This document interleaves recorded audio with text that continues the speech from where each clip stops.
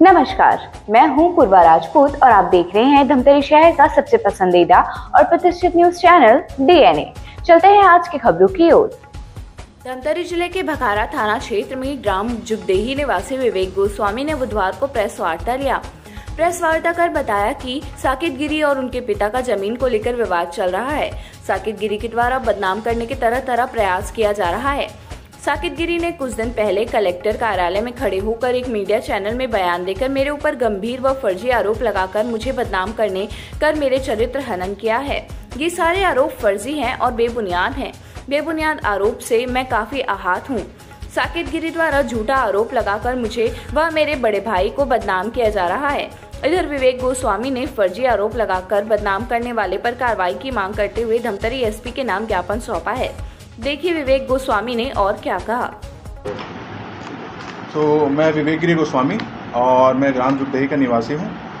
मैं जो है कल जो वायरल वीडियो हो रहा है न्यूज़ चैनल के माध्यम से साकिब गिरी गोस्वामी के द्वारा और उनकी पत्नी रश्मि गोस्वामी और उनके सारे बच्चों के द्वारा कलेक्ट्रेट ऑफिस के सामने जो वीडियो वायरल किया गया है, जिससे मेरा पब्लिकली डिफेम किया जा रहा है, जो कि बिल्कुल ही बेबुनियाद है, जिसका बिल्कुल बेसलेस मेरे ऊपर एक्यूजेशन लगाया जा रहा है, उसका मैं खंडन करने के लिए आज यहाँ पे अपना वो ज्ञापन दे रहा हूँ। दरअसल कल साकिब गोस्वामी के द्वारा उनके परिवार के द्वारा ये बोला गया है कि हम लोग उनके साथ मारपीट किए हैं, गाली गलौज किए हैं और उनके बच्चों को धमकी दिया गया है, जो कि ऐसा कुछ हुआ नहीं है। हमने वहाँ पे कोई ऐसा गाली गलौज नहीं किया है, न कुछ भी ऐसे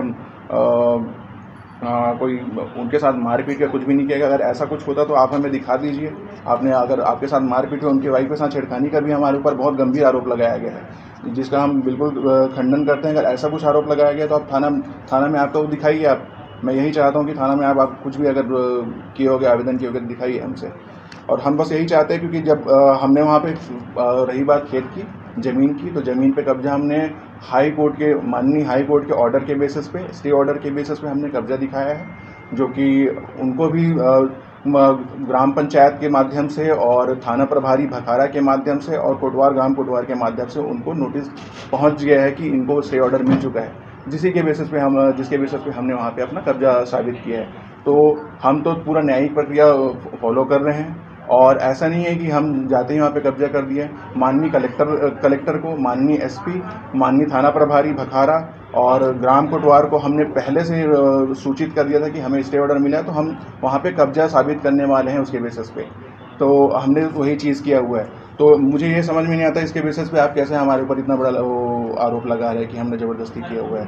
आप भी कानूनी प्रक्रिया को फॉलो कीजिए, हमें कोई आपत्ति नहीं, लेकिन बेबुनियाद हमारे साथ ऐसा हमारे ऊपर आरोप मत लगाइए। और ये मैं इसके अगेंस्ट में डिफेमेशन केस करने वाला हूँ, क्योंकि इससे मेरी पब्लिकली बहुत इमेज ख़राब हुई है मेरी फैमिली की और मेरे फादर की, जो कि उचित नहीं है। इसी के अगेंस्ट में यहाँ पे आप यहाँ के इस चैनल के माध्यम से मैं अपनी बात में यहाँ पे कन्वे करना चाहता हूँ।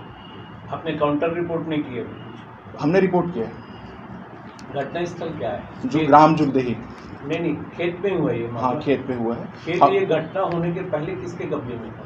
ये घटना होने के पहले दरअसल क्या है कि हमारे अब कब्जे में पहले था। उसके बाद ये ग्राम पंचायत से हमको मिला हुआ है बंटवारा में ज़मीन।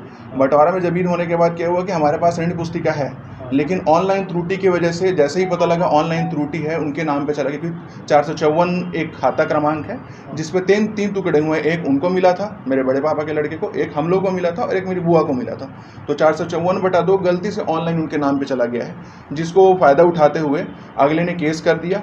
और केस होने पर हमने तहसीलदार ने भी बोला कि सुधार किया जाए और माननीय एसडीएम से भी बोला गया कि सुधार किया जाए, लेकिन वो सिविल कोर्ट में उनके फेवर में चला गया पिछले साल 16/4/2024 की स्थिति में, जिसके बेसिस पे उन्होंने नया ऋण पुस्तिका का आवेदन किया। तो कब्जा उनका चला गया।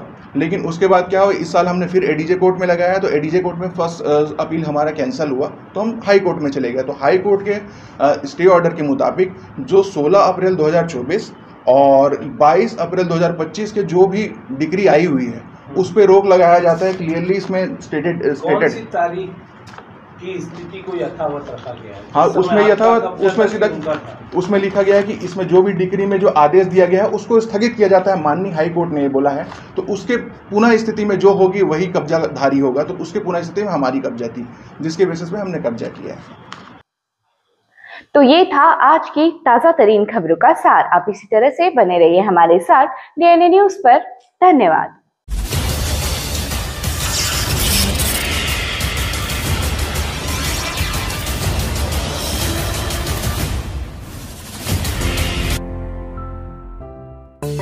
DNI न्यूज, धमतरी का नंबर 1 न्यूज चैनल।